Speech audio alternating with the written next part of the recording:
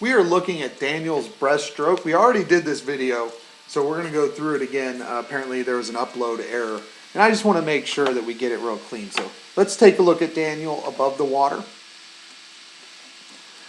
Now Daniel's been working really hard, and I really like how he's been working on this breaststroke, and he's doing a lot of the stuff we talk about. That was a solid turn. So I'm not gonna beat a dead. It's Lily getting into it. So let's just talk about some of the things we're doing that we're working on, and then we'll talk about a few things we can do better.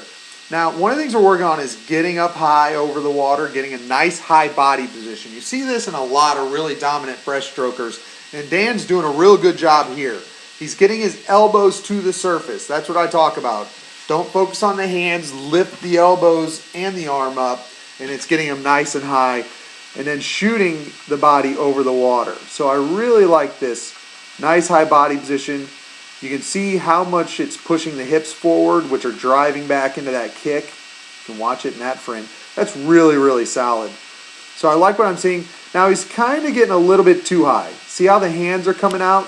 He's still bringing the hands up to the head like he's saying a little prayer. Don't need to do that. If you watch a lot of top breaststrokers, there's a lot of them that have gotten away from that. Just get the elbows to the surface. Keep the hands at the same level of the elbows. I always say, think about your hand. You know, when you bring it to the surface, you got that thumb, forefinger. You know, when you get the hands, just get like the thumb and forefinger to the surface, and then keep the rest right under the surface. That would be a good alignment for the hands. So keep them in line with the elbow. Remember, we always want the elbow to get to the surface, not out of the surface, to the surface. So I want the surface right at the bottom of the bicep where it meets the forearm.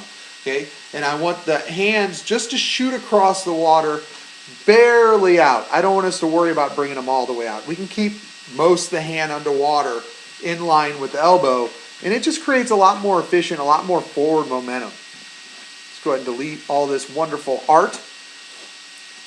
So just a little bit overemphasis on bringing the hands up. Just bring the elbows to the surface and then shoot the hands forward. But still, I really like the height. That's a really solid. This is a good turn. Keeping the head forward, bringing the hand back. I mean, that's solid technique from him. Now on this glide, you can see his hands are outside of his body. Okay, what I like to see is when we get to this phase and we pull through, end with the hands on the thigh.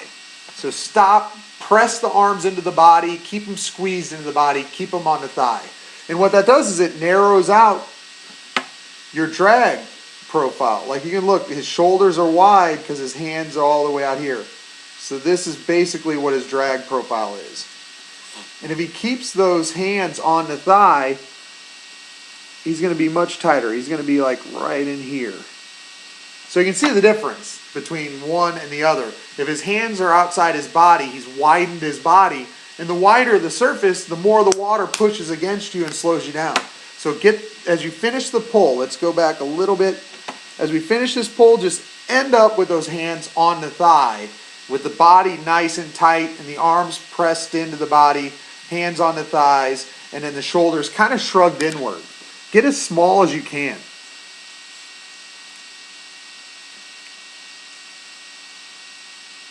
Again, really nice high breaststroke. All I'd like to see is get those hands to the surface, not out of the surface. Let's take a look underwater and see what else we can look at.